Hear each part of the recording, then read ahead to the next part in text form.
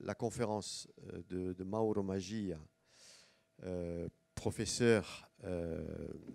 pour aller vite, de linguistique sarde, grand spécialiste dialectologue sarde et directeur de l'Istituto Corso Sardo qui sta à Perfugas. Avec Mauro, nous avons une double collaboration.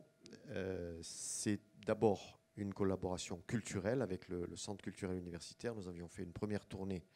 il y a quelques années, il y a 2 ans, hein, avec Jacques Thiers. Nous étions allés à Perfugas et puis à la Madeleine.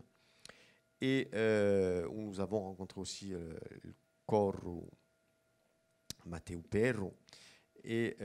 ces échanges continuent. Donc c'est dans ce cadre que nous accueillons Mauro Magia, mais il reviendra au mois de mars avec l'Istituto Complessivo, dimmi, di Perfugas. Et là, nous avons une collaboration sur la didactique du bilinguisme, parce qu'il y a une problématique un petit peu particulière dans cette région, entre variété galouraise, variété sarde, et bien entendu l'italien. Donc une complexité de langues minoritaires qui nous intéresse fortement. Et nous avons des échanges dans ce cadre aussi avec des maîtres d'école qui viendront visiter l'école Sandreschi le 19 mars après-midi et le 20 mars matin. Alessandra, si tu veux, tu pourras nous rejoindre. Nous avons aussi un moment de restitution et pour envisager d'autres collaborations. Dunque, un grande piacere qui d'accogliere l'amico Mauro Magia, il coro di Perfugas.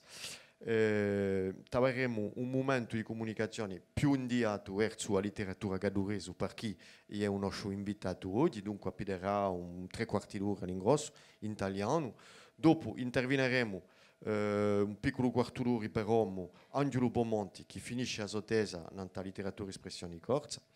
E io per presentare appena di noi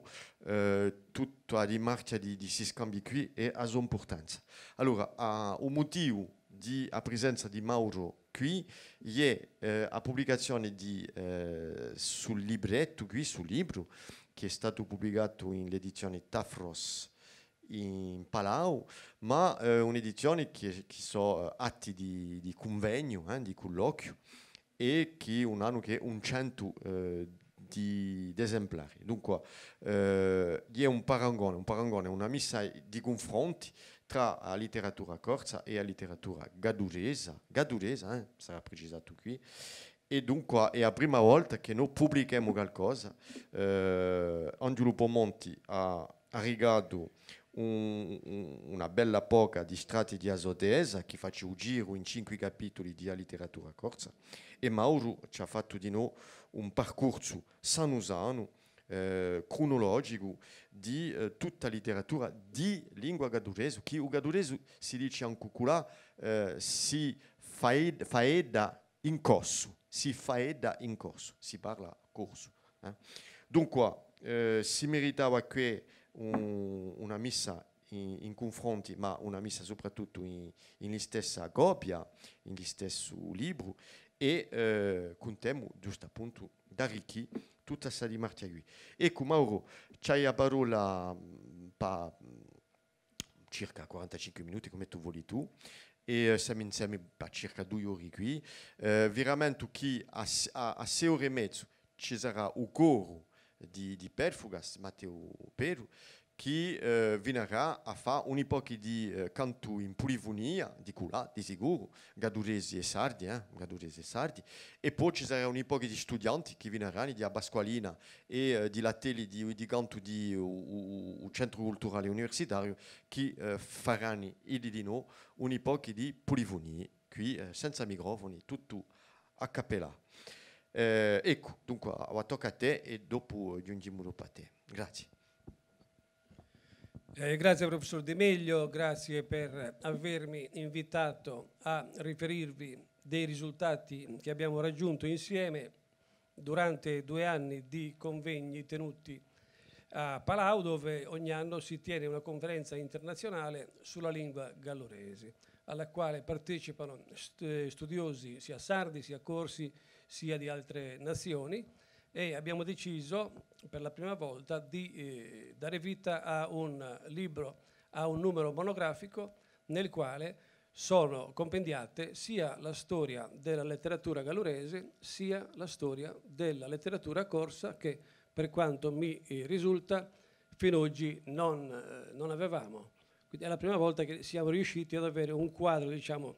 abbastanza omogeneo di queste due letterature che finora quasi si davano le spalle piuttosto che guardarsi in faccia, piuttosto che dialogare. E la relazione che vi presenterò oggi, più o meno, grosso modo, è la stessa che abbiamo discusso a Palau il 16 dicembre del 2017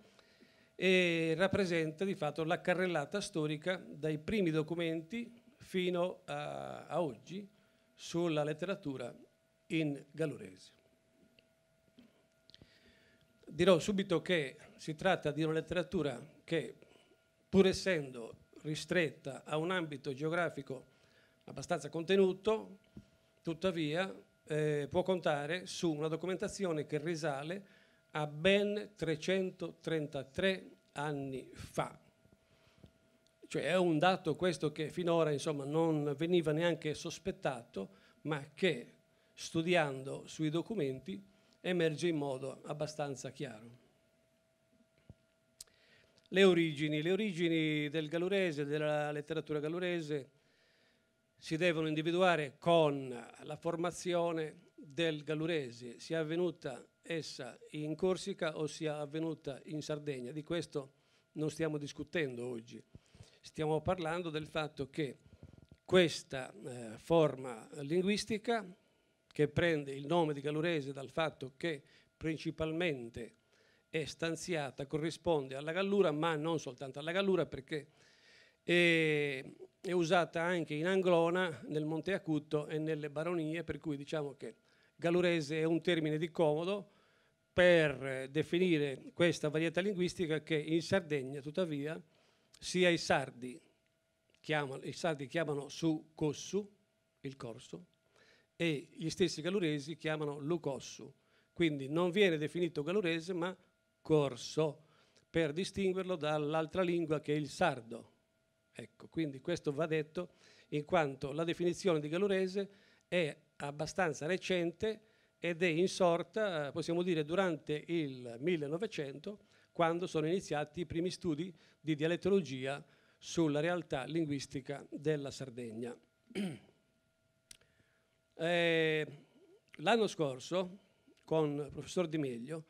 abbiamo fatto una piccola scampagnata lì a Perifugas, perché noi abbiamo una chiesetta del 1120 dove nell'abside è incisa questa iscrizione. Non so se riuscite a leggerla, è un'iscrizione su 3 righe dove c'è scritto operaio malue, fora l'eremita.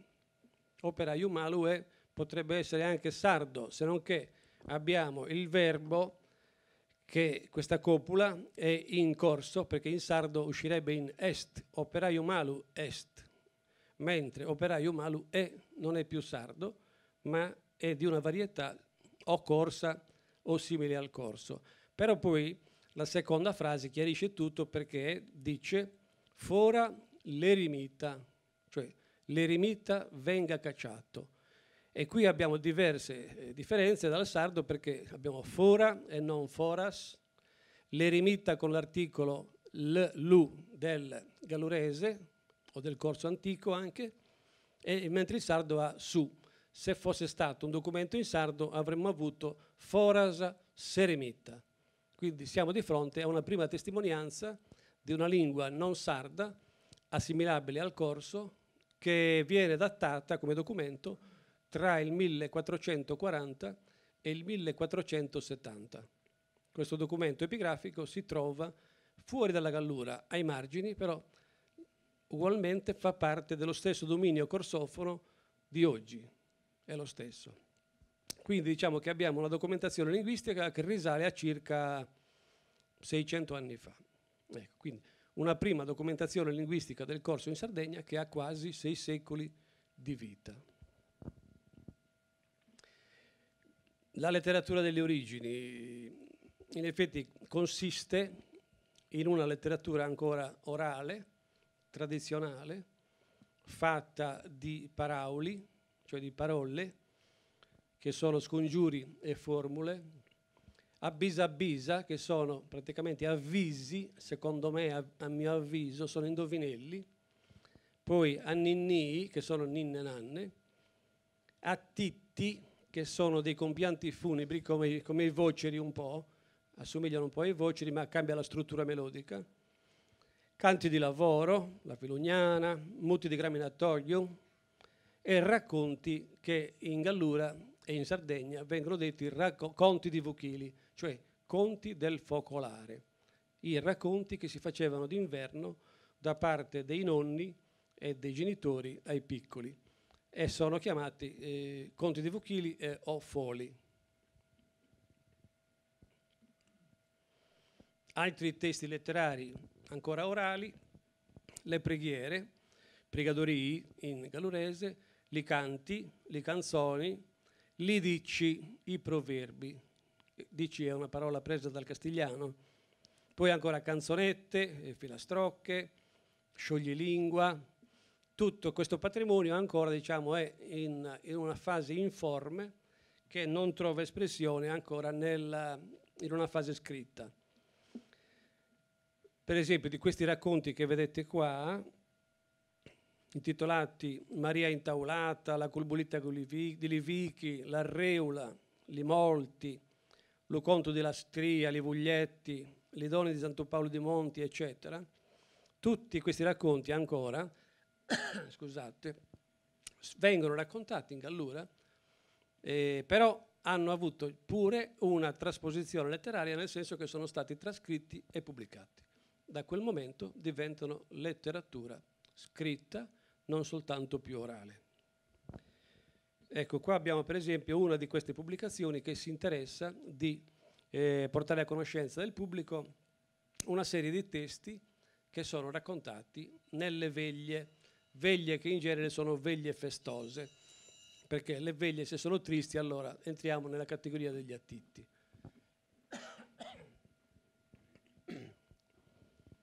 Ecco, adesso andiamo a vedere perché parlavamo prima di 333 anni di storia. Perché? Perché in un canzoniere che è stato riscoperto poche decine di anni fa e pubblicato negli anni '80, canzoniere di testi in spagnolo e in sardo, sono contenute tre testi, di cui uno è considerabile corso, questo qua, Sutta un arburu fiorida, scusate, mentre gli altri due fanno parte della letteratura gallurese. Dice questo specie di strambotto, questo testo: Sotto un albero fiorida si dormia la donna mia, e tant'era addormentata che svegliar non si podia. Ed io li toccai i piedi, e issa mi dissi,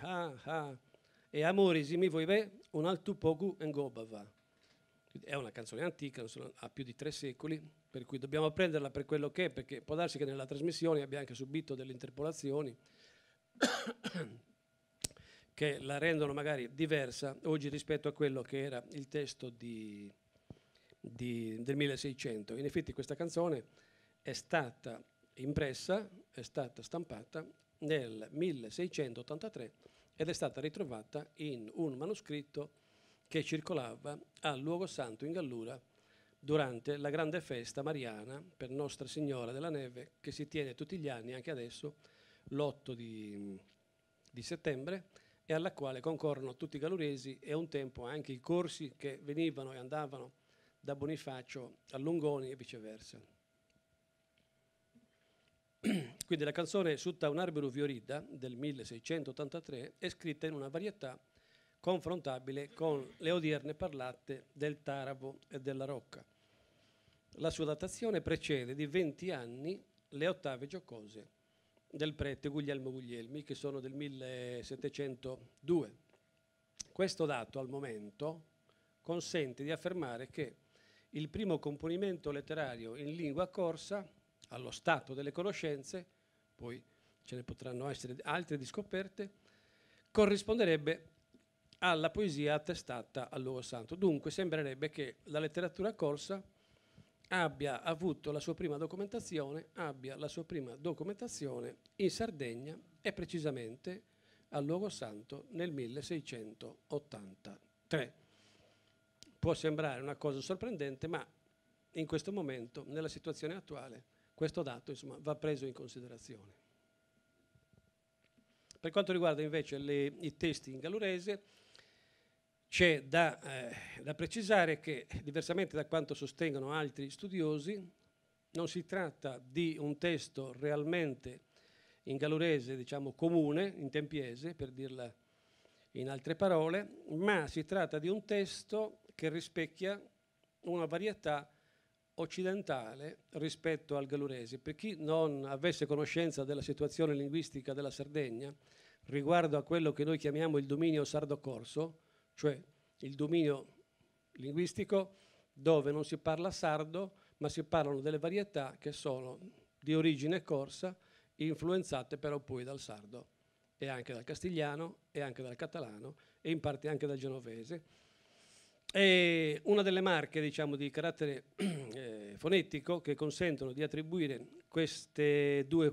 poesie a una varietà occidentale, cioè mi riferisco a un gallurese occidentale e precisamente a una varietà che si parla a Sedini, in Anglona, e il participio passato in addu anziché in atu, perché se fosse tempiese, se fosse gallurese standard, comune, uscirebbe in atu il participio e non in addu. Per cui questo, diciamo, è un elemento fondamentale per l'attribuzione alla varietà. C'è inoltre la particella por, che è una preposizione per l'italiano per, il corso pe, e l'unico paese in Sardegna dove si dice por è Sedini. Per cui queste due marche importanti consentono di attribuire con grande probabilità queste poesie di Logosanto alla varietà corsa di Sedini. Fermo restando che si tratta sempre di un testo non propriamente sardo, ma di ambito sardo-corso. Ecco qua, quindi dopo queste prime testimonianze casuali quasi del 1683,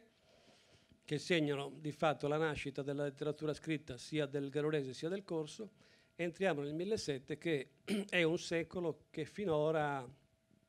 veniva, diciamo così, riconosciuto più che altro per la presenza di un gigante della poesia gallurese, che risponde al nome di Don Baigno, nomignolo che diciamo, è uno pseudonimo di Don Gavino Pes, che era un abate di tempio, quindi un religioso, che però si dilettava di poesia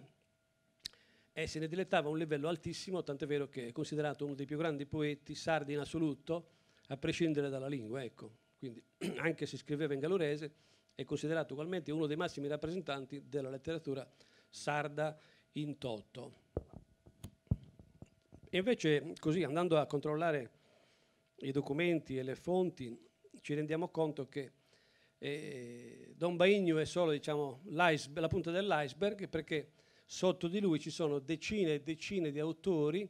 alcuni poco conosciuti, alcuni totalmente ignorati, che formano un movimento letterario formidabile e sul quale io sto ancora lavorando e stiamo lavorando anche in altri. C'è un collega di Cagliari, il professor Graziano Fois, che sta curando l'edizione in contemporanea di due testi che sono il fondamento della letteratura gallurese. Il primo è questo che vedete qua, questo è un manoscritto di circa 850 pagine, tutto scritto in gallurese, molte poesie del quale sono di Don Baigno, appunto, e per cui questo canzoniere di tempio veniva detto popolarmente l'ulibru di Don Baigno, perché pensavano che fossero tutte sue le poesie. In effetti poi ci sono decine e decine di autori. L'altro testo di grande interesse è il canzoniere gallurese che si trova a Cagliari nella Biblioteca Comunale di Studi Sardi e fa parte del Fondo San Just, corrisponde al manoscritto 44, e anche questo è una raccolta manoscritta, è una trascrizione, praticamente è un codice dove vengono trascritte decine e decine di poesie in gallurese di diversa mano e di diverso autore. Su questi io ho lavorato specialmente l'anno scorso. Naturalmente il gigante resta Don Baignu, che è vissuto interamente all'interno del 1700, essendo nato a Tempio nel 1724 ed essendovi morto nel 1795, qui la data è invertita, scusate, però è 1795, e si tratta senza dubbio del maggior poeta gallurese, diciamo del 1700 sicuramente, ma anche fino ad arrivare forse al 1900. È quello che giganteggia sempre in tutte le antologie, non si può fare a meno, non mancano mai le poesie di Don Baignu, e tantissime persone, insomma,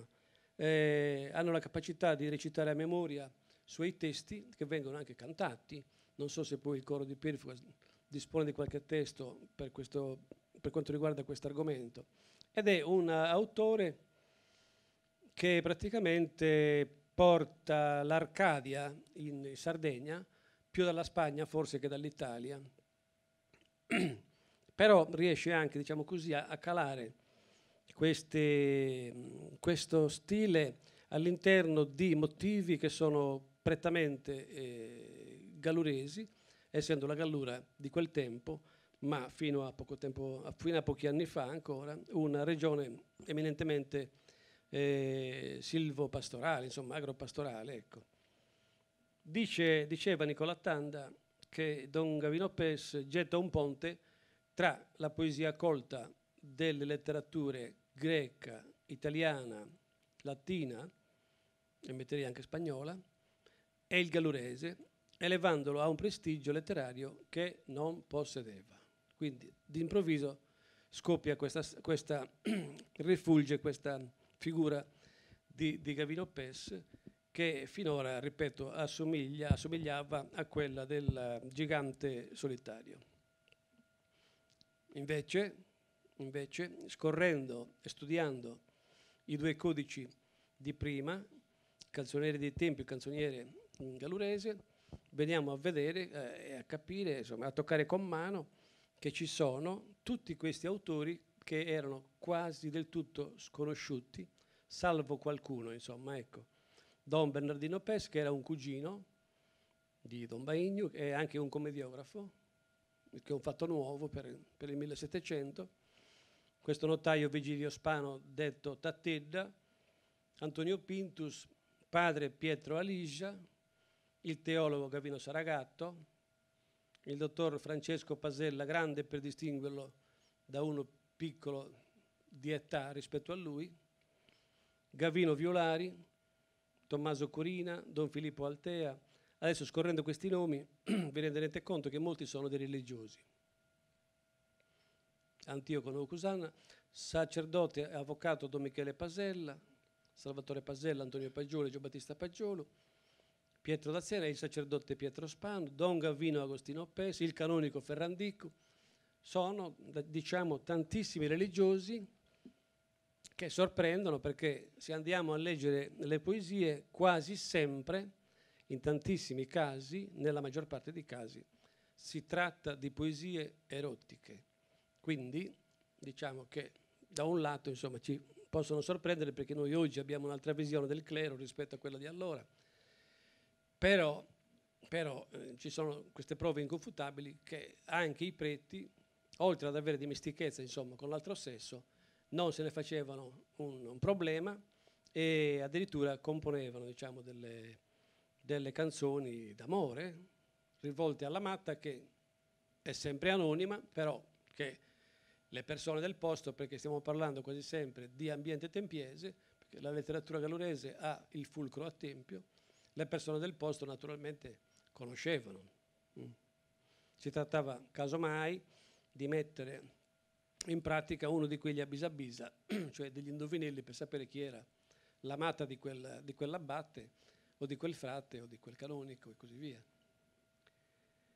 E adesso io qua non lo continuo questo elenco perché è abbastanza lungo, però per esempio c'è questo Don Protto Misorro il Maggiore, che è un contemporaneo di Don Gavino Pes, anzi diciamo che lo precede un po' perché è attivo durante la prima metà del 1700, che scrive delle poesie modernissime di argomento scabroso, cioè di una capacità di rendere la realtà formidabile, e per chi leggesse le sue poesie tradotte in italiano o in francese o in corso, insomma, si renderebbe conto di un autore che praticamente è come che scriva oggi parlando di cose di ieri, però utilizza una poesia così fresca da essere, insomma, insospettata, anche perché questo autore non si conosceva e va studiato molto più a fondo. E andiamo avanti ancora, insomma, ce ne sono tantissimi, sono tutti autori da riprendere in mano e da diciamo, ricostruire anche sul piano biografico. Stiamo lavorando anche su questo, perché attraverso i quinquelibri, attraverso i registri parrocchiali, si riesca, diciamo così, a dare una connotazione temporale di ciascuno di questi autori. Ecco, questo piccolo elenco del 1007 finisce con questo anonimo che è l'autore di un poema di oltre 800 versi che si intitola L'opposizione del vicario di Bulzi, che è un poema bilingue in gallurese e in sardo, con inserti di latino, di castigliano e di sardo campidanese. Quindi diciamo che è un poema plurilingue, molto bello, che riguarda un concorso per vincere il posto di vicario parrocchiale di Bulzi, che è un paesino vicino a Perfugas. Quindi all'interno di questi due canzonieri si trovano anche degli interi poemi che sono delle opere a sé stanti meritevoli di essere studiate. Ecco, questa è una pubblicazione che ne ha curato Francesco Corda una ventina d'anni fa, se non ricordo male. E si entra nel 1800. Nel 1800 abbiamo diversi autori, quindi questi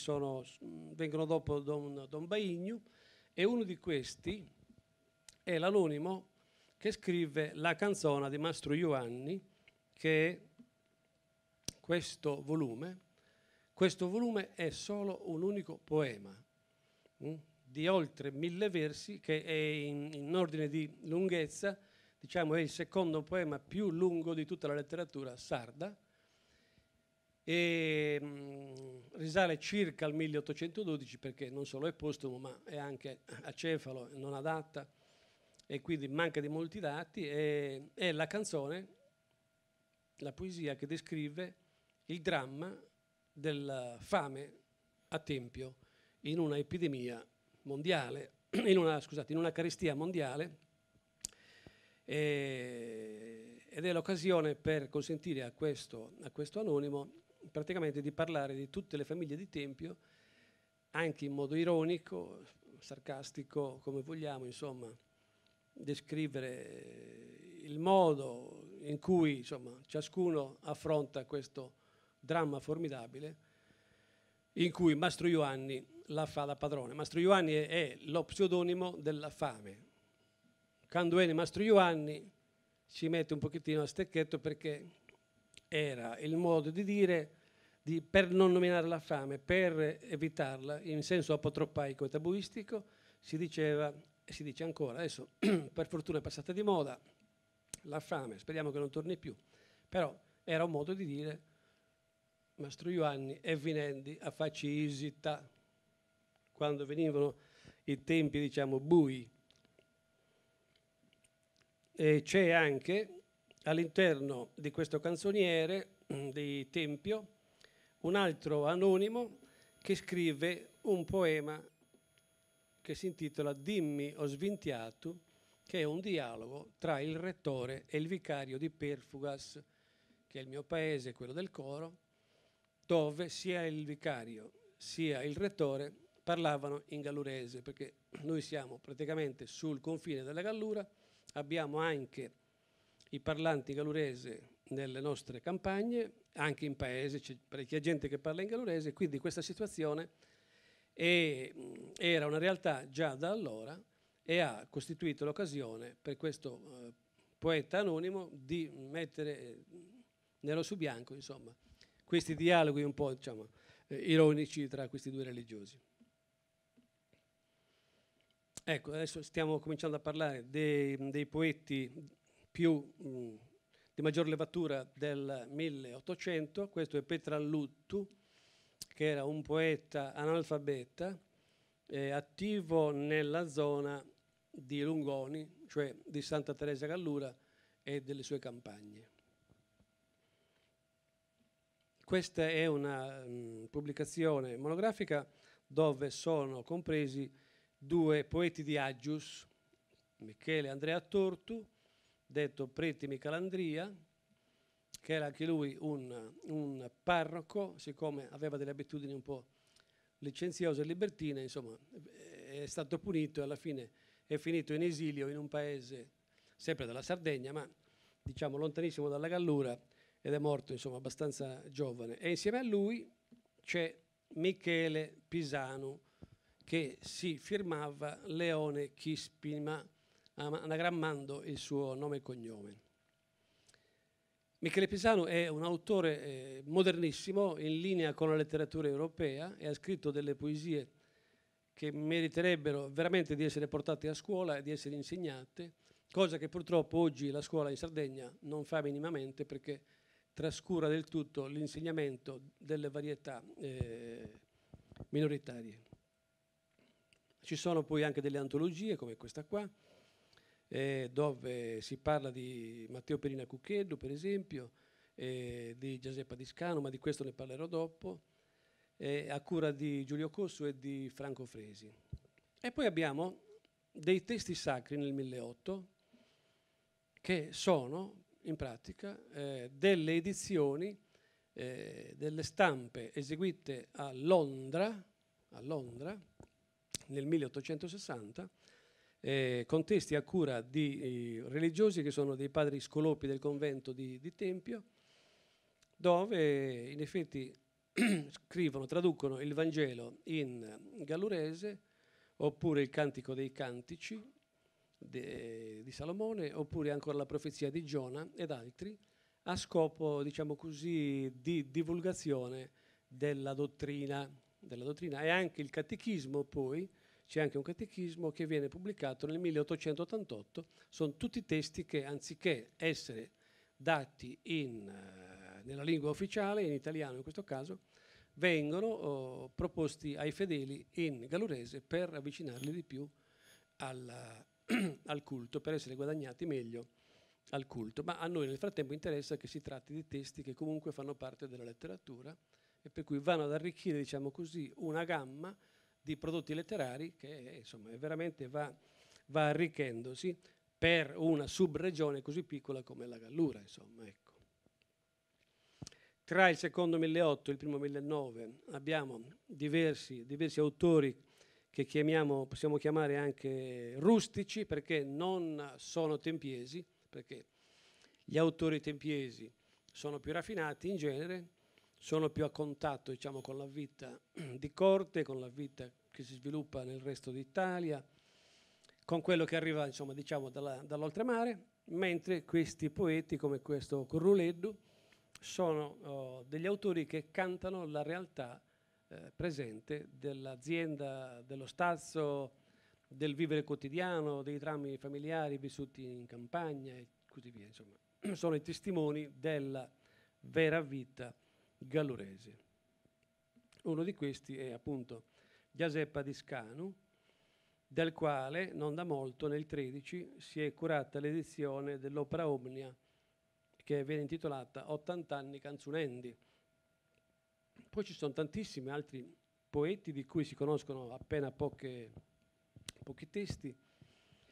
e che vengono ricordati da quelli che ancora esistono, che sono dei veri e propri mnemones,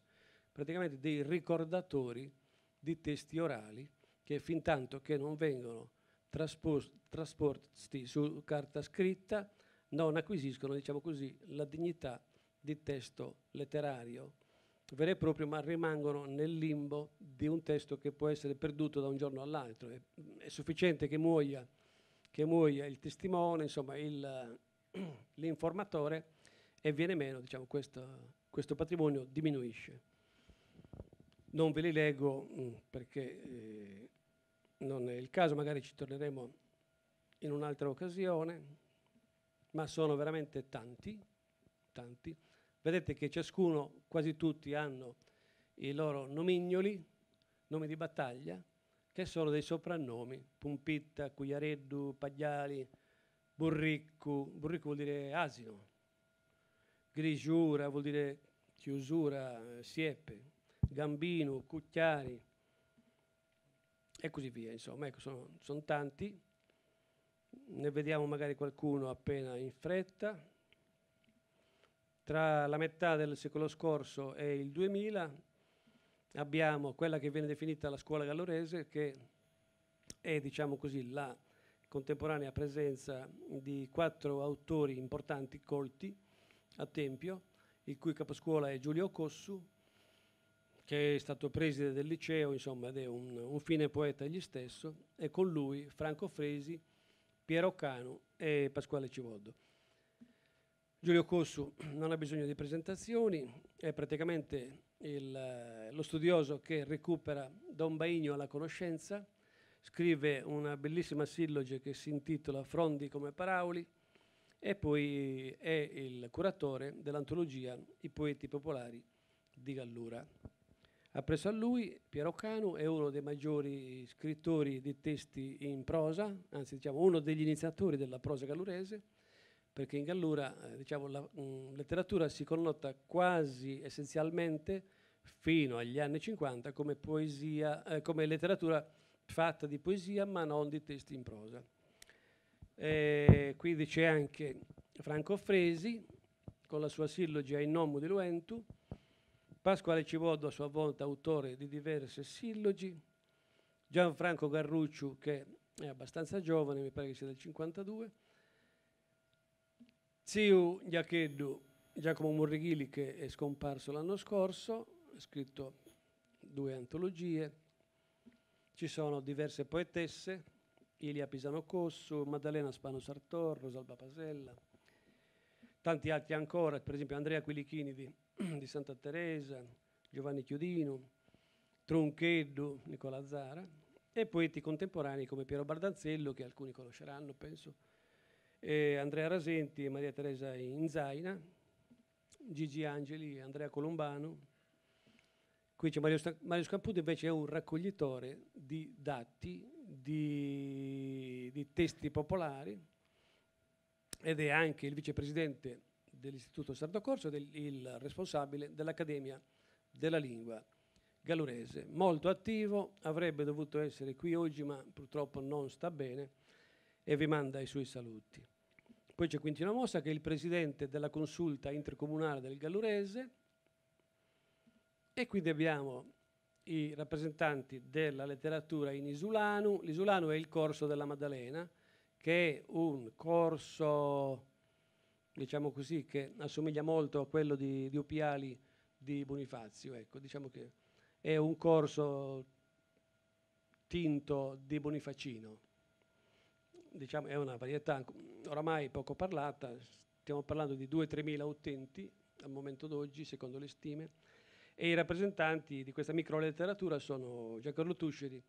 Antonio Conti, Domenico Battaglia, Francesco Ramon del Monaco e Alba Leoni. Poi c'è la letteratura che io chiamo di confine, ai confini della Gallura, che è l'Anglona, dove si parla ugualmente gallurese, per la metà dell'Anglona, e che può vantare una scuola sedinese sviluppatasi tra il 1800 e il 1900, e può vantare anche il massimo autore di narrativa, che è Giuseppe Tirotto, attualmente, uno degli scrittori più quotati in Sardegna, non solo per quanto riguarda il suo dialetto, il castellanese, ma in generale, perché poi quando scrive in italiano ugualmente riesce a ottenere dei risultati importanti. Due parole giusto en passant per il teatro, che di fatto si limita a Tempio, con Marcuccio, Achenza e la figlia Margherita, e poi un accenno giusto ai testi tra letteratura e musica con Gabino Gabriel, che poi ha ispirato, diciamo così, l'attività del Coro Gabriel di Tempio, che abbiamo sentito 2 anni fa, mi pare, a Palau. E poi Matteo Peru, che è uno dei più grandi cantori galluresi, al quale è intitolato il coro di Perfas, che è qui oggi, e anche un altro coro di Agius, che è il suo paese natale. E vorrei anche accennare, così velocemente, a Fabrizio De André, il grande cantautore italiano, che è vissuto per 2 decine di anni vicino a Tempio e che ha scritto 2 testi molto, molto belli, Sirighiltaglia e Monte di Mola, che ha portato al successo nella discografia, cioè insieme ai testi in italiano ha portato anche 2 testi in gallurese che sono passati così quasi di contrabbando, ma in effetti hanno raggiunto la notorietà grazie alla popolarità di De André. C'è poi Sandro Fresi con il suo gruppo Ischeliu, che fa un'opera meritoria, preziosa di divulgazione dei testi galluresi antichi. Chiudo dicendo che la produzione della poesia gallurese è imponente, risente di modelli spagnoli, tocca pienamente l'Arcadia, conta su diversi testi erotici, è, diciamo così, animata dall'ironia, dal sarcasmo, anche dal patriottismo. Ci sono dei testi, per esempio, del 1848, di quando si stavano praticamente iniziando le guerre di indipendenza in Italia, sono scritti in gallurese. Sono rappresentati anche il decadentismo, i crepuscolari e l'ermetismo. Quindi il poetare in gallura è inteso come, sia come un costume e anche come un codice di comunicazione, perché anche persone illetterate, anche persone analfabete, a lungo tempo hanno interloquito tra di loro, non parlando come possiamo parlare noi qua oggi, ma poetando, cioè discorrendo con quartine, discorrendo con terzine, con abisa abisa e così via, con testi letterari veri e propri. La prosa invece, la prosa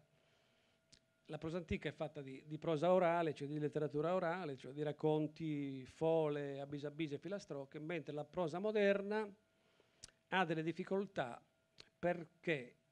diversamente da quello che succede in Corsica, dove il corso diviene uno strumento di divulgazione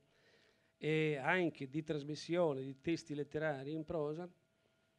per una situazione politica che è ben diversa, in Gallura, diciamo, la dimensione abbastanza contenuta del bacino di utenza fa sì che non siano incoraggiati quegli autori che potrebbero e saprebbero anche scrivere dei testi eccellenti, ma che secondo me, insomma, sono scoraggiati dal fatto che è già uno sforzo enorme produrre un'opera letteraria, ma poi non riuscire a vederla letta, insomma, a vederla apprezzata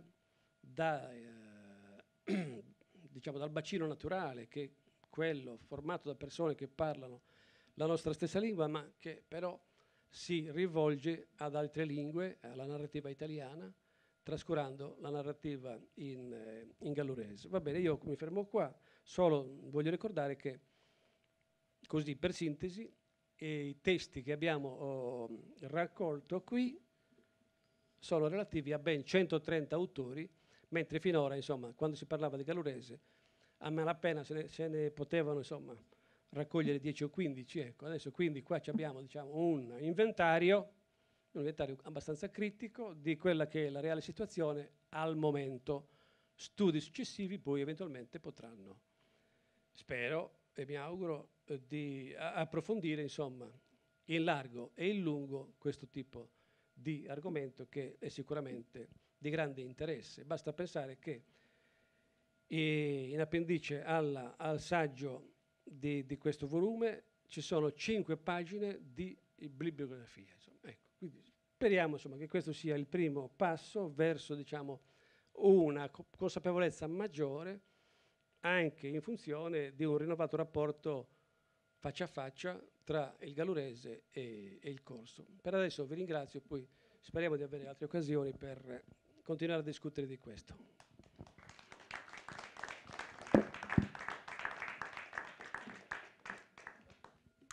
Grazie molto Marco. Sta. Allora, e ora continua a Pinuccia, da quantunque appena in senso a si scontri qui, che Mauro ha precisato quantunque che erano isciuti da un primo convegno che c'è stato, un primo, infatti è un convegno che esiste da poi parecchi anni di là, la ciurrata di Alinga Gaduresa, e quest'anno dunque il tema era letteratura e ne abbiamo cacciato satti qui. Dunque,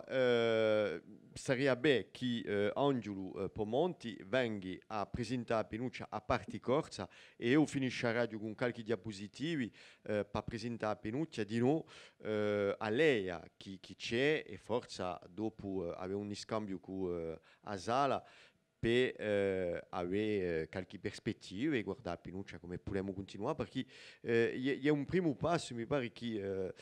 su scontro qui si incontro qui apri un po' di vie di sfrutto possibili. Angelo, se tu vuoi 2 secondi, un momento, presenta appena a parte che ti hai arrivato qui, che è un strato di adotesa che sarà sostenuta quest'anno all'università. Penso che noi potremo presentare questa tesa per un brano, per andare in fuori, per la primavera. E dopo a radio io qualche parola, qualche diapositiva di conclusione. Ti do la parola. Grazie. Saluto a tutti. Allora, per Amoberte, dunque consacrata alla letteratura corsa, l'ha detta Alain, è un po' una versione accortata di un lavoro di Desa, che è un lavoro in giro un po' a nascita e a costruzione in del tempo di dunque la letteratura espressione corsa, con l'idea di un filo conduttore che è quello di una costruzione progressiva di una modernità o, per parlare come Pascal Casanova, di una conquista dell'autonomia letteraria, di l'autonomia soprattutto dal punto di vista testuale, in del senso che parliamo disgraziatamente di una letteratura di amminorazione e che dunque è appena obbligata a trovare vie di l'emancipazione e che è sempre qualcosa di appena complicato. Allora, non ta forma, un po' come Mauro ha scelto un accosto cronologico, una periodizzazione, che è sempre necessaria per far conoscere in maniera più efficace l'oggetto, periodizzazione che si può sempre contrastare, nel senso che l'affare non è anche fisso completamente, che esistono sempre voci che possono essere convergenti o divergenti, e io ho fatto una periodizzazione che mi pare legittima, ma che, ripeto, si può sempre contrastare. Allora, a di 2 parole in furia non sta un po' questa costruzione verso la modernità e dopo a bruasso, a un po' di tempo a fare a lei con finalmente la letteratura gallurese, perché l'interesse di mettere le 2 letterature un po' a confronto e di cercare di riflettere un po' esumie e forse un po' questa idea di gemellità anche l'oggetto tra di noi, l'ha detta Mauro al principio, finalmente, e siamo a 2 passi, esiste una lingua che è il gallurese che scientificamente di lingua corsa, esiste una letteratura in gallurese che è strutturata con 130 autori, con un testo fondatore che rigola un 1683, se mi sbaglio mica, Baladi finalmente prima di Guglielmi che è attestato come il primo scrivano di lingua corsa, dunque ci fa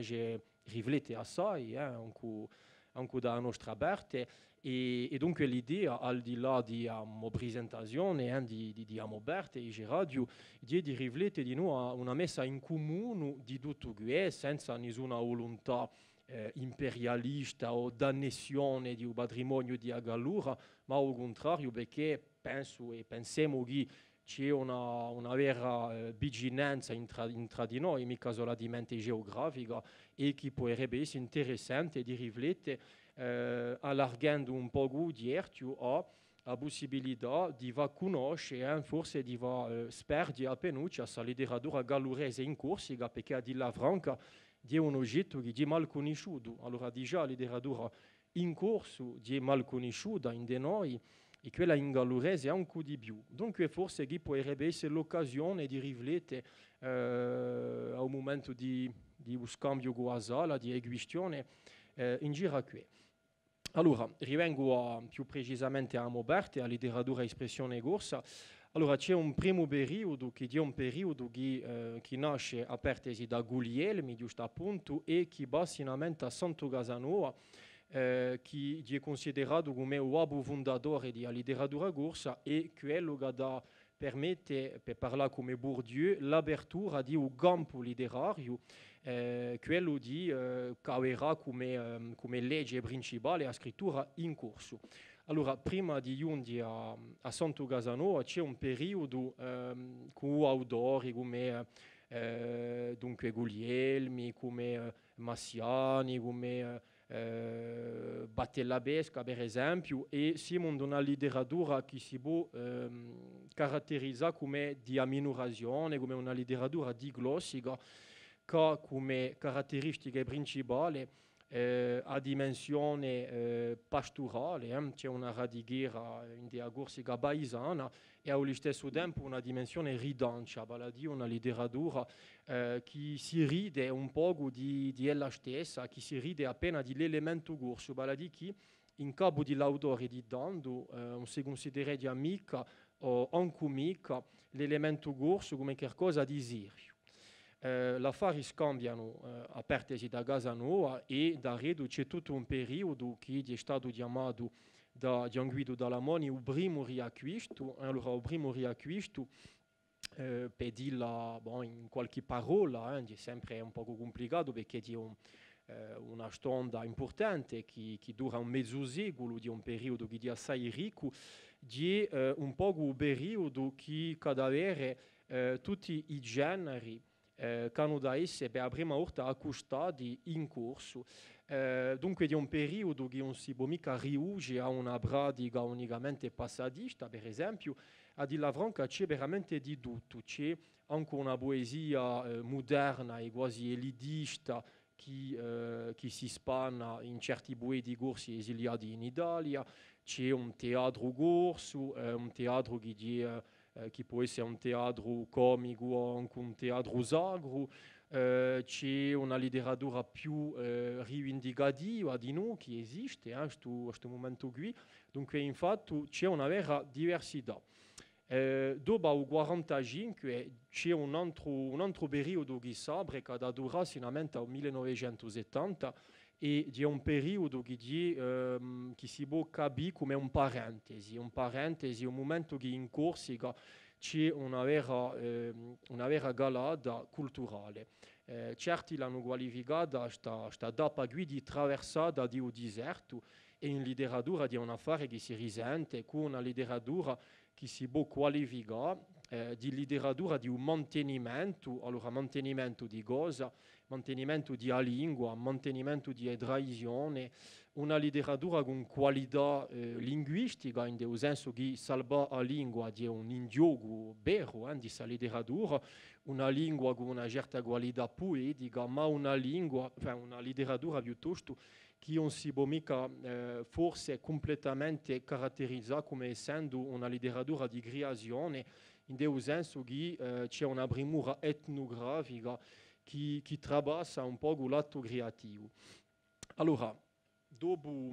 questo parentesi di un mantenimento, sapere ciò che si chiama un riacquisto. Un riacquisto è un momento un po' che si sveglia, si discede a cultura corsa. È un momento che corrisponde di noi all'emergenza o alla risorgenza di un nazionalismo, un piano politico, e un riacquisto sarebbe di una certa maniera a sua corrispondenza a livello culturale. In letteratura dunque abbiamo a quegli tempi una letteratura, a tempi esagerati, non è anche vecchio la fare, abbiamo una letteratura che è una letteratura più rivendicativa, una letteratura che è principalmente poetica, ma che per la prima volta ad avere di noi una premura verso Abrosa, e dunque abbiamo una letteratura che a fuori a misura fa progressi importanti, ma che è stavolta sempre condizionata più da premura di salvaguardia di passato, di vecchia cultura, ma stavolta da di militantismo a rivendicazione. È un momento veramente che non andiamo verso ciò che ho chiamato, ripiendo a Casanova, che ripia a Bourdieu, infatti, un momento di autonomia, veramente un momento di rompitura solo anni 90 in letteratura corsa. E allora, senza entrare in tutti i dettagli, giustamente aveva una lei a guida sul progetto, di che fra le strategie che lo sbugineti a 90 c'è quella di l'apertura, e lo SSU mi pare che è stato veramente forse il pioniere a questo livello qui di l'allargare o di l'apertura verso un po' l'ambito mediterraneo per più, ma anche il mondo, perché lo scopo era lo scopo affissato, rivendicato, era di aprire la letteratura corsa, la cultura corsa al mondo. E in questo senso qui noi con questo progetto penso che ci siamo iscritti in questa logica di l'apertura che l'ha promosso lo SSU, e andando verso un logo che non è mica un logo qualunque, che è a Gallura che è a tempo un'altra terra, sortiamo dai confini dell'isola, e che a tempo ci va a pensare a un pizzatello di Corsica, posto che si parla, al di là di tradizione, di storia, di l'emigrazione di assai corsi in Gallura, si parla una lingua che scientificamente è riconosciuta dunque come lingua corsa. Dunque la riflessione che lui e ci rivengo, la giù un po' commentata a principio, di che esiste in Gallura una lingua che è una varietà di corso, esiste una letteratura che dunque è una letteratura che si scrive in una varietà di corso, e qui finalmente non c'è praticamente chi ha sa. Dunque penso che è interessante, manca appena da un punto di vista, ripeto, annezionista, noi non siamo mica qui per dire ai colleghi galluresi o sardi si de que o que, no, si de ciò che vuole essere, anche sai, noi non abbiamo nessuna volontà, nessuna pensata a questo livello qui. Piuttosto in un senso che noi abbiamo l'impressione un po' di guardarci in un specchio, e ci diciamo che forse è un'occasione di riflettere a questioni ricche come per esempio la cittadinanza, l'identità che in dei modi ha qualificato di nodo guardiano di tutta la letteratura corsa. Vera che siamo qui a letteratura corsa a studiare sotto l'angolo dell'identità, di una questione che riviene sempre. E qui ci abitiamo che i confini della lingua e dell'identità, in una certa maniera, trapassano i limiti della Corsica. E qui nutrisce, penso, una riflessione importantissima non ciò che noi siamo, non l'umano, non la maniera che si può accostare alla cultura. Dunque, penso che l'interesse di questo lavoro, di questa messa in comune, di noi, di avere una visione di noi stessi, non si più mica una visione essenzialista, ma piuttosto una visione aperta. E penso che per realizzare questa apertura non si può scegliere un luogo più adatto che a Gallura, dove l'UG veramente l'ha detta con noi una gemellità proprio rimarchevole. Dunque, ecco ciò che volevo dire, un trigger tanto a concludere, solo dunque volevo forse lanciare la riflessione qui chi fa in giro tutto questo corpus che è strutturato con assai autori, finalmente a livello di storicità un primo testo in corso che è nato in Gallura, e qui penso che è un elemento impressionante, chi fa oggi per fare un po' rinvivi sul patrimonio, per farlo conoscere anche qui in Corsica, senza arrivare a volontà di dire che c'è patrimonio corso unicamente, non manca appena lo scopo, ma chi fa, e penso che forse se c'è maniera di riflettere dopo questa stonda, penso che sarebbe un passo interessantissimo e che io voglio dire, vi ringrazio a tutti. Giusto due parole per dirvi un po' ciò che ha giudito, in corti di modo appena riassunto, ciò che ha giudito in Palau sto mese di dicembre quando siamo stati accolti dai nostri amici sardi e giusto appunto per mettere in onda, per presentare su sa pubblicazione qui e ha fatto un capitolo che è un capitolo di transitività tra giusto appunto tutto il parere che è stato riassunto qui da Mauro e tutto lo sviluppo di noi di un pochettino che ha dato Angelo Pomonti e di chi il senso di una lei a Corsica-Sardegna è una maniera di sconfinarsi. Sconfini è una parola che abbiamo inventato in De Bonanoa qualche anno fa. A gonfina, che così in italiano, in corso o in sardo, a gonfina è a frontiera, a limita. E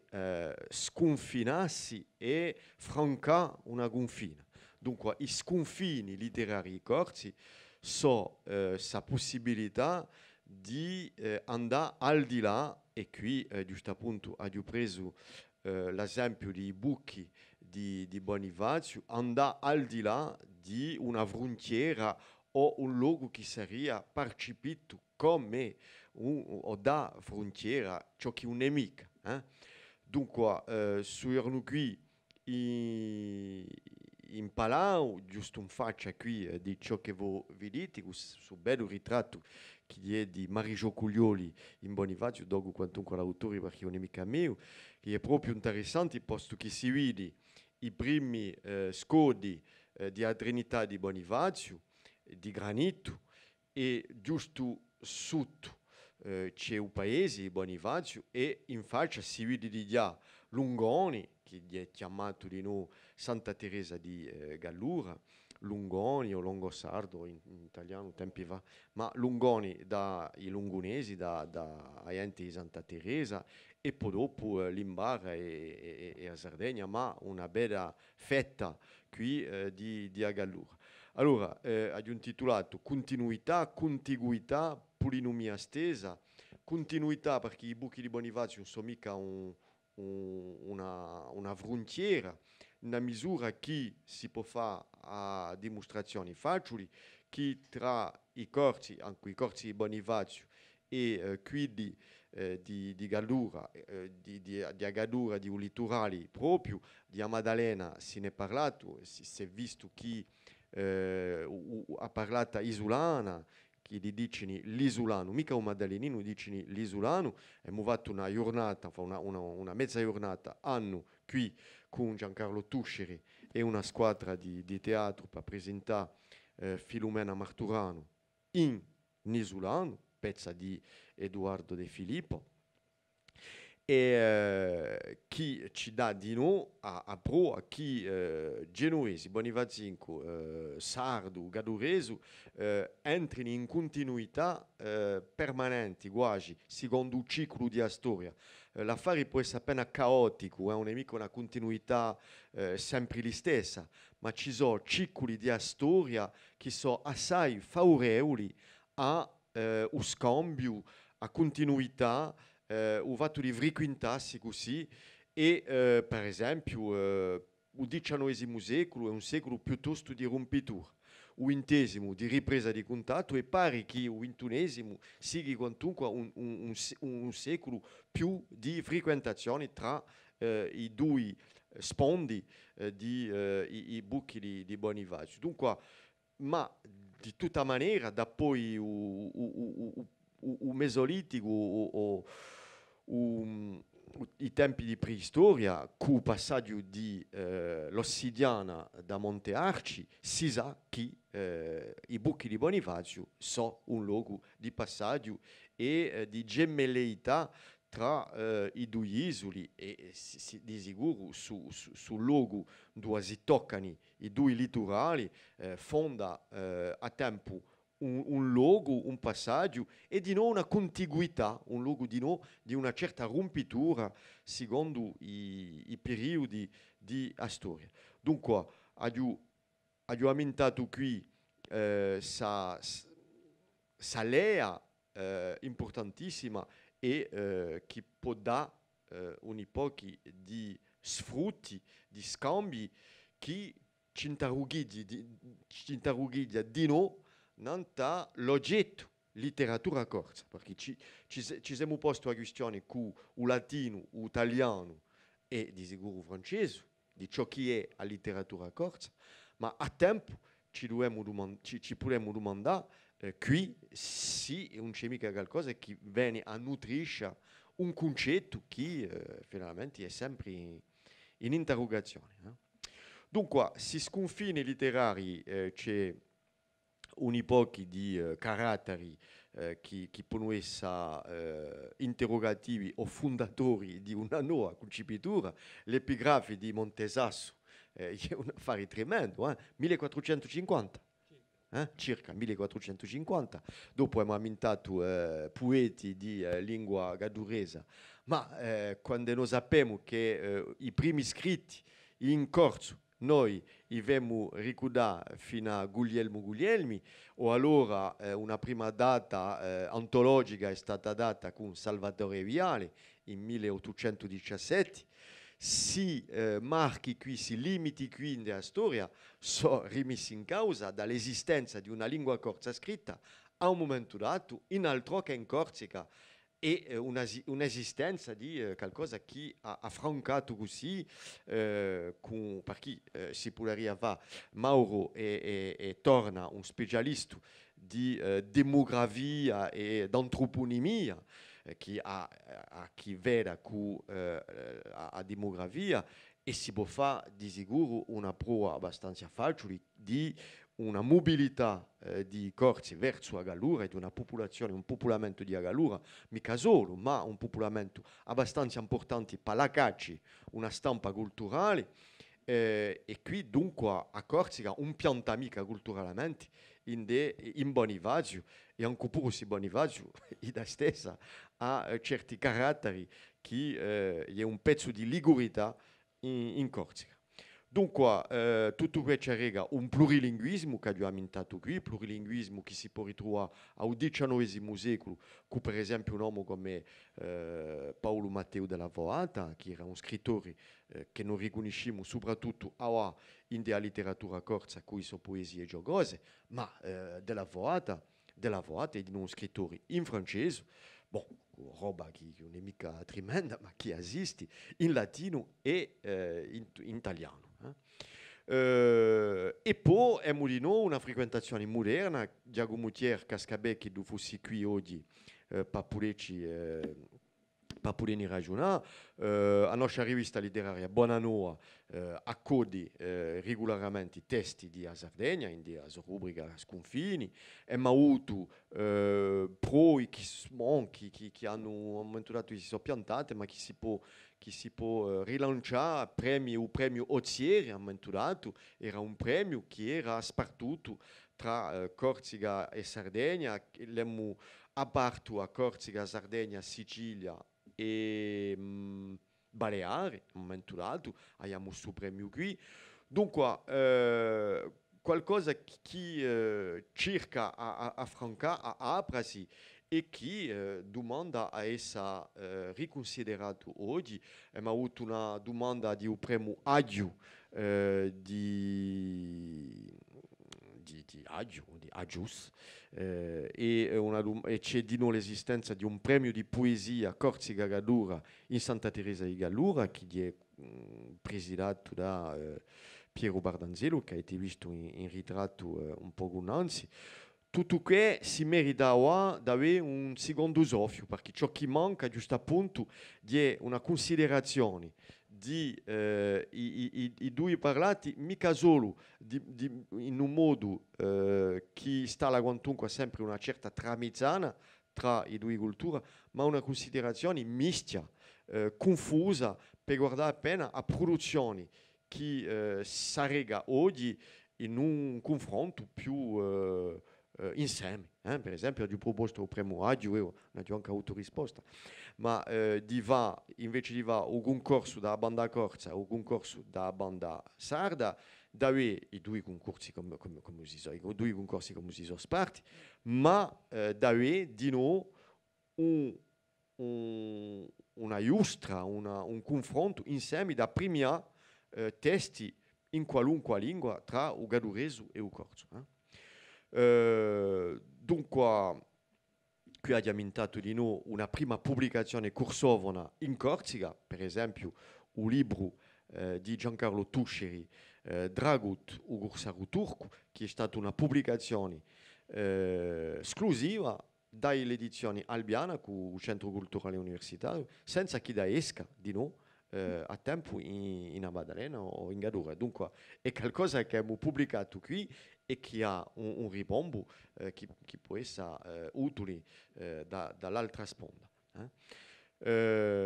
Ecco, altri esempi con Gian Maria Gomiti, che sarebbe un autore che facilita, posto che è nato in Bonifacio e è stato arrivato in Lungoni e poi è voltato qui. Dunque, questo passeveni qui è un esempio proprio interessante di un'impossibile indifferenza reciproca che è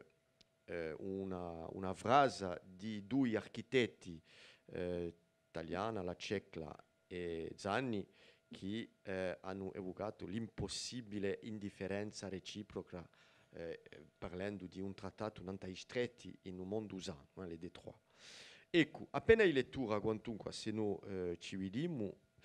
qui un testo di Domenico Battaglia, per lei appena di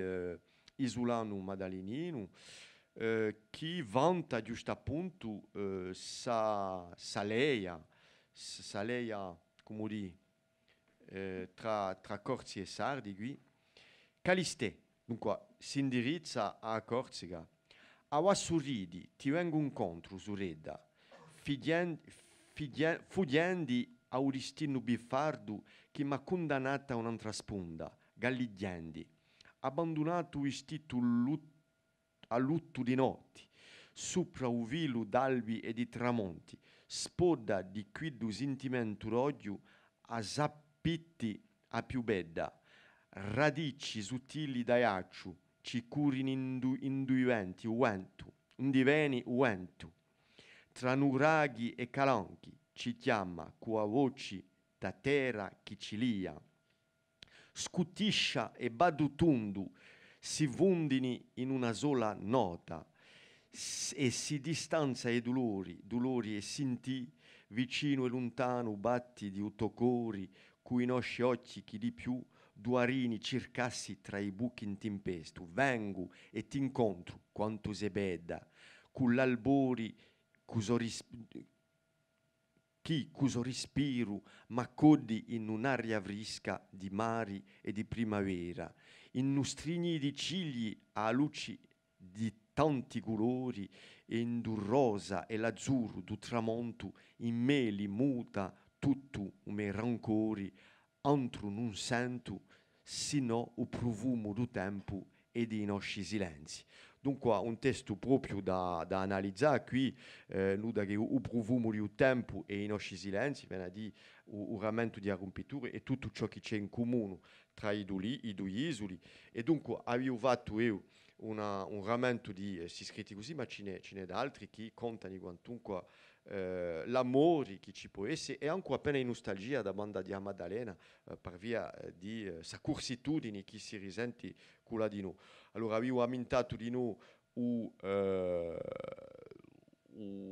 l'aspetto politico in una pianificazione linguistica e in una pianificazione di scambi literari. Qui da banda dell'università si va a andare, posto che Mauro è qui a tempo per la cultura, ma a tempo di nuovo, come l'ho già precisato a principio, per i scambi in didattica in scuole primari. E dunque abbiamo qui per esempio in un piano di lingua 2020 sostegno all'azione di promozione di un corso in Galura, organizzazione di un avvenimento annuale di promozione della Corsica in Galura, per la valorizzazione della lingua e di Corsica, soprattutto con le imprese, eccetera, eccetera. Dunque c'è una volontà manifesta di noi da parte della collettività di Corsica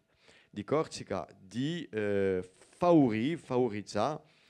si scambi qui. Dunque c'è un bisogno di struttura di si scambi qui, dali quantunque un aspetto lungo, a lunga andata, senza egemonia, ma Angelo l'ha precisata bene. Guardate appena quali sono gli studiosi di qui e dal di là che possono avere questo tipo di scambi. Convegni, premi, riviste in comune, studi tra studi italiani, corsi, sardi, eccetera, eccetera. Non c'è mica confine, giusto appunto, in de qui. E di chi, per lanciare appena i perspettivi,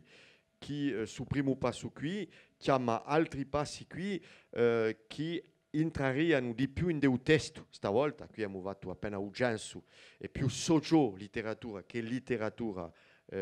schietta. Sarebbe interessante dentro in tematiche, guardare appena ciò che si è fatto dentro a soralità, che abbiamo in comune per esempio al 17esimo, 18esimo, e antologizzare forza di modo continuo, volumi a volumi, dando forza un corpo ontologico a questa storia qui. Ecco, il dibattito è aperto a voi e vi ringrazio per l'ascolto e l'attenzione.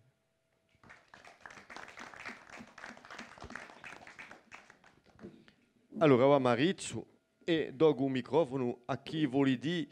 in sardo, in italiano, in corso, in gadureso, in francese, come deve venire. Non c'è mica problemi. Giacomo Thieri, allora, Alessandra e dopo a Giacomo. Alessandra D'Antonio, professoressa qua all'Università di Corsica.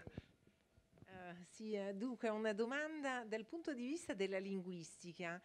Spesso si dice che le periferie linguistiche sono più conservative, no, dei centri. Ci sono tracce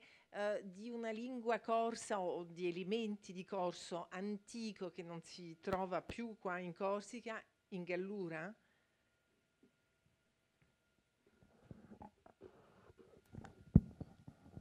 Io mi sono interessato abbastanza profondamente, in modo approfondito, insomma, di onomastica cognominale, e in questo senso, insomma, abbiamo trovato tantissimi relitti di una corsità in Sardegna che è scomparsa ormai da secoli. Ci sono decine e decine di cognomi in forme che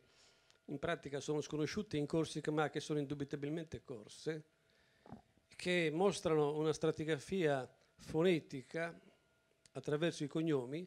che diventa anche linguistica e che ci porta, insomma, dal 1400, anche dal 1300 fino ad oggi, con forme finali che possono contare su a volte anche decine di attestazioni di forme intermedie che ci consentono di arrivare alla forma di partenza che quasi sempre è rappresentata da un toponimo corso. Quindi noi abbiamo oggi, per esempio, vi faccio 2 o 3 esempi.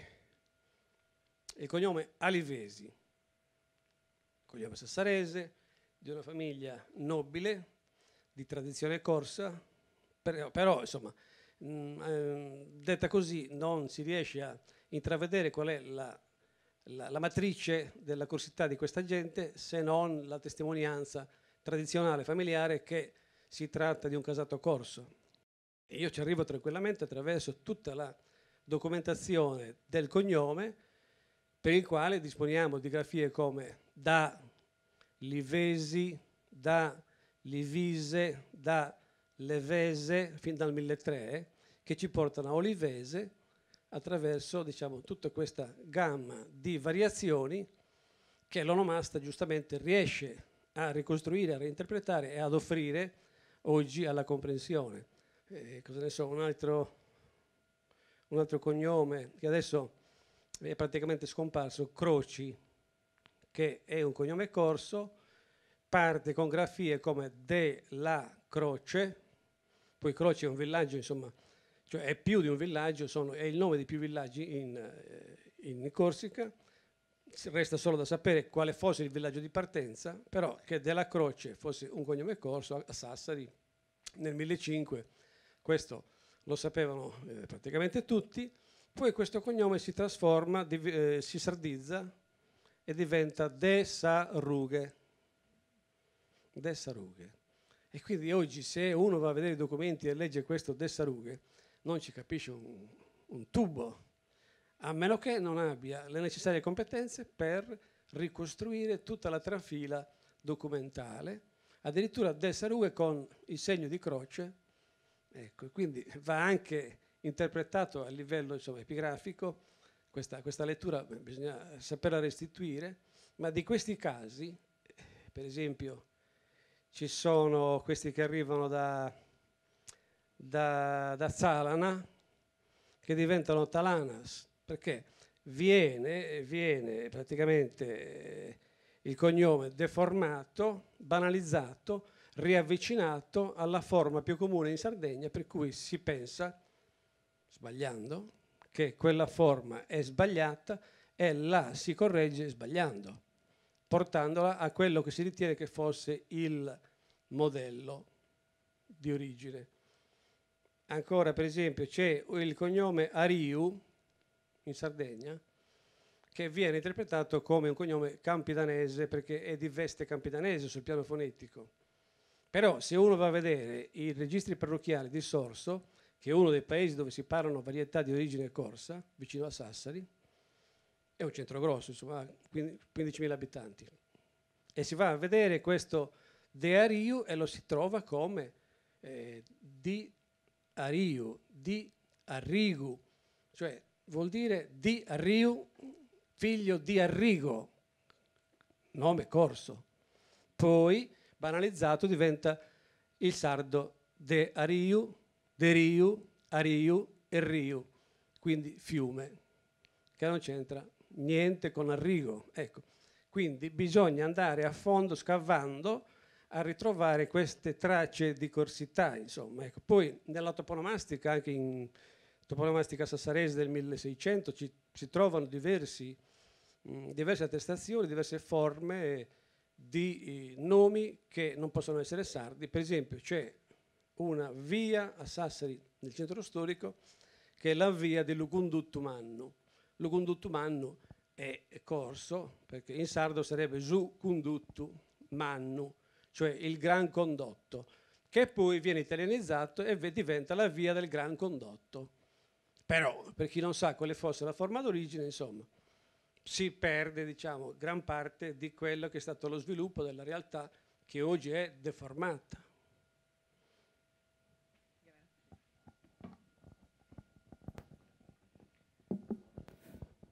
E anche tutti i cognomi Mileliri, Susini, che sono... Non volevo ripetere una cosa che per me, insomma, è anche stantia, ma in effetti io ho ricostruito circa 440 cognomi sardi di origine corsa, formati quasi sempre da toponimi. Le posso citare così velocemente: Frassetto, Petretto, Sicché, Ayacingu, Desartè, Bonifazincu, Zonza, Quenza, Livia, Carbini, Bastelica. Bastelica adesso è diventato Pasterica, che significa quasi vaso da fiori, però se uno sa cos'era Bastelica e cos'è Bastelica, insomma, ci arriva. Poi Appiettu, Sisco, Fenu,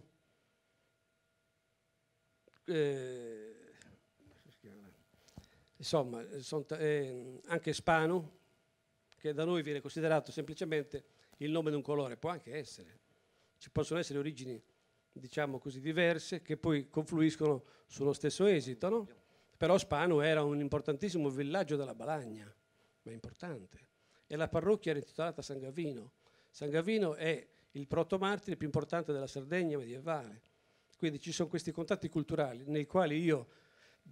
insomma, non posseggo la competenza per poter, diciamo così, interloquire, non mi interesso di questo, però ci sono tantissime direzioni e correnti da poter scavare, insomma, in lungo e in largo per anni e anni per tantissimi studiosi di tante discipline. Io din prima volevo dire tutto un piacere che ho avuto e che ho e tutto un dispiacere che avevo perché sono obbligato a scapparmi, ma volevo arrivare a un affare che è stato detto prima o piuttosto che è stato insegnato così passando e che mi pare fondamentale per la coscienza, giusto appunto letteraria e identitaria, e per pigliare diciamo, la nostra autonomia produttiva in termini di affermazione letteraria. E che anche senza saperla spesso campiamo sotto un suggello di categorie che ci sono imposte così dalla nostra formazione e anche dalla nostra cultura, spesso,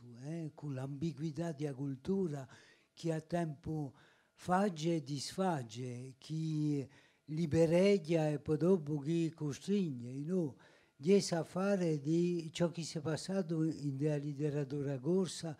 per giungere a sino diciamo, l'assunta di una letteratura corsa, ciò che si è passato nel XIX secolo e che diciamo, ha messo un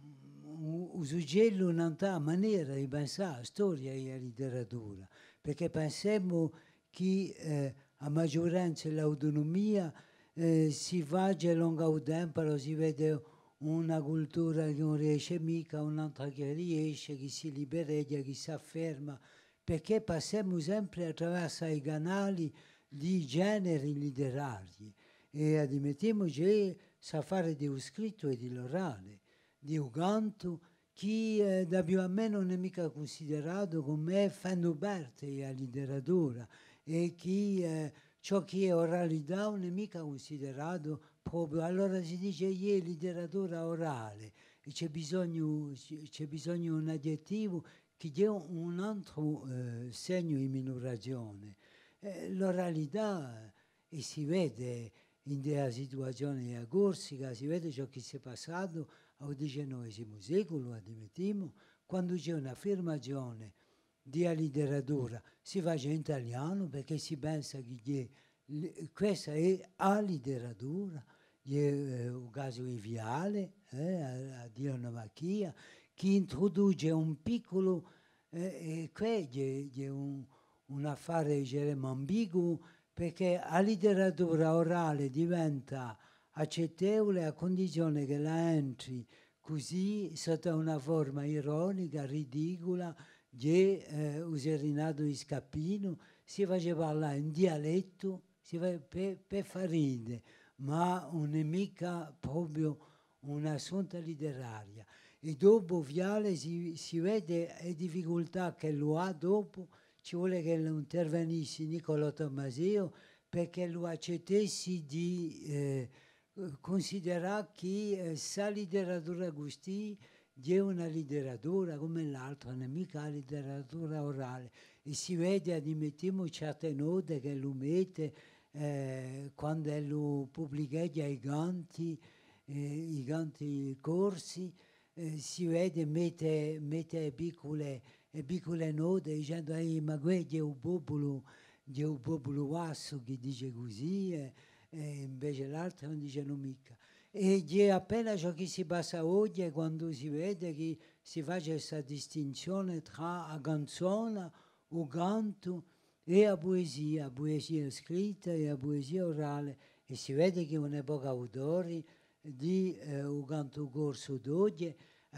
non hanno mai pubblicato un testo scritto, penso a Dimettiamo a Patrizio Croce, che è un poeta d'oggi, ma che dunque tutto questo ci deve portare a pensare che dobbiamo più oggi pensare cose secondo i modelli che ci sono imparati, o piuttosto ci la mette questi modelli così appena in discussione, in critica, per poter trovare, diremo, un modo più giusto di stimare, di apprezzare, di misurare la nostra produzione letteraria. Dunque, grazie per la rimarca, più che una domanda, ci può... Posso sintetizzare in 2 parole, che ha detto Jacques Thiers, aggiornamento dei parametri estetici e lo giudizio di lo valore e lo livello letterario. Perché se una canzone orale è posta in musica da un autore importante, può diventare importante ancora di più e facile letteratura alta. No? Dunque, bisogna intendersi e aggiornare i parametri di giudizio estetici. Buongiorno, volevo giusto sapere, a parte da che momento si comincia a parlare corso in Gadur, infatti? Bella questa domanda. Secondo gli studi che io fatto, ma sono sempre studi in fase di proposta e sempre in attesa di prove ancora più forti, la prima prova di lingua corsa in Sardegna ci valani o cialzani, ci ricordano, al 1317-19 e si tratta di un toponimo che Sagatta è Sagatta in un documento del 1300 che è attestato il territorio tra San Teodoro e Budoni, onde passa oggi la frontiera, lo confine linguistico tra corso e sardo, per tornare a quel discorso, insomma, della conservazione, della massima espansione dell'onda che poi arriva e poi lì praticamente cristallizza le forme più antiche. Ed è l'Inalboni, questo toponimo è l'Inalboni, che è un toponimo sardo, Narvone, cioè il terreno appena, diciamo così, lavorato prima di essere seminato, narvonare in sardo, e sos narvones viene corsizzato il li nalboni. Ecco che è un'interferenza documentale attraverso la quale noi abbiamo una spia che marca la presenza di una lingua altra rispetto a quella del luogo. Quindi c'è un nome locale che diventa toponimo in forma corsa. Ed è la stessa zona in cui ancora oggi passa il limite linguistico che è tracciato da un torrentello che si chiama l'Urrio degli Cupulati. In sardo si dice Zurrio de Zostostoinoso, mentre in gallurese è l'Urrio degli Cupulati, il fiume delle tartarughe. Compreso? Quindi tutte queste cose che sfuggono all'orecchio disattento, a chi ha l'orecchio allenato, al linguista, all'onomasta, al toponomasta, appaiono subito come interferenze di tipo linguistico che vanno prese e valutate per il valore che hanno. Quindi, attraverso questo indizio del 1317-19, se qualcuno in un documento ha scritto un toponimo in forma corsa, questo costituisce l'indizio che qualcuno si rivolgeva ad altre persone che parlavano quella stessa varietà, vero? Altrimenti avrebbero scritto in sardo. Quindi questo è un indizio, ma poi diciamo le prove più massicce della presenza corsa sono date da un articolo degli Statuti medievali di Sassari, se non ricordo male è l'articolo 42 del libro secondo, che è post 1423, dove le autorità, gli anziani del Consiglio degli Anziani di Sassari, cioè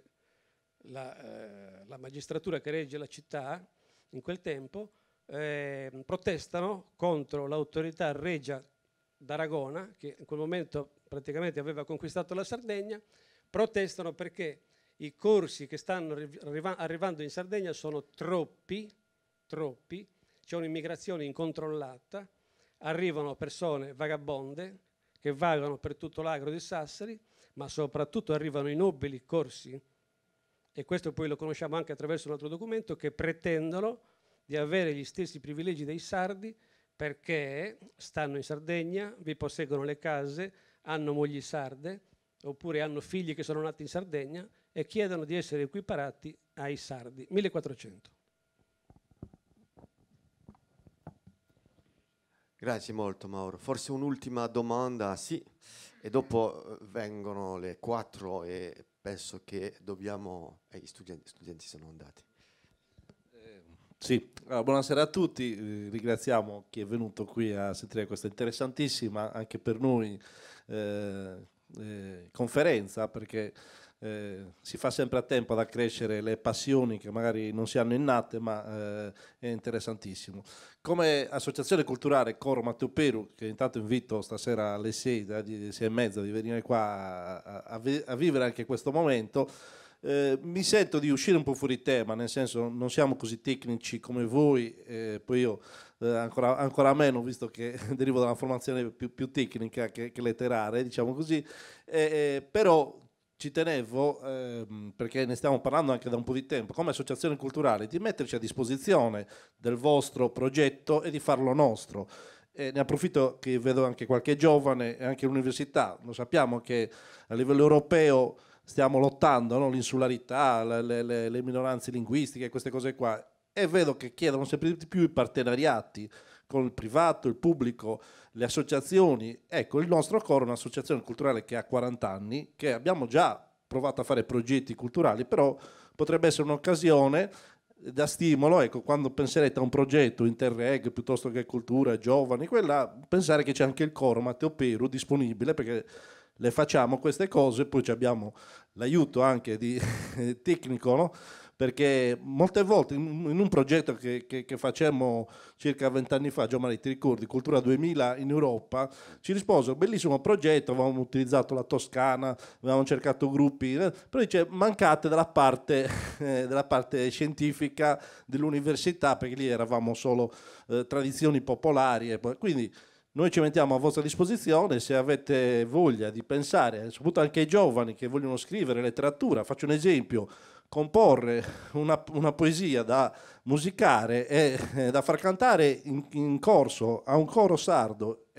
o gallurese e viceversa sarebbe un bellissimo momento di incontro per continuare diciamo, aumentare l'interesse anche tra i giovani. Quindi questa è solo la nostra disposizione diciamo, a favore di questa causa molto interessante. Grazie. Grazie molto per questa chiama, è molto interessante anche con i giovani guardare come si può fare e forse andare a prendere nell'ontologia e guardare come si può fare e fare un registramento, si dice un registramento, sì, una registrazione di queste cose, molto, molto interessante. Dunque i passi si fanno e io sono molto contento della vostra venuta oggi. Dovevo rammentare che alle 6:30 abbiamo questo incontro con i giovani corsi di Lattelli, laboratori di canto con la Pasqualina, con membri della Pasqualina, per un momento di polifonia sarda, galluresa e corsa alle 6:30 qua. Grazie a tutti, tutte e a una prossima. Arrivederci. Grazie.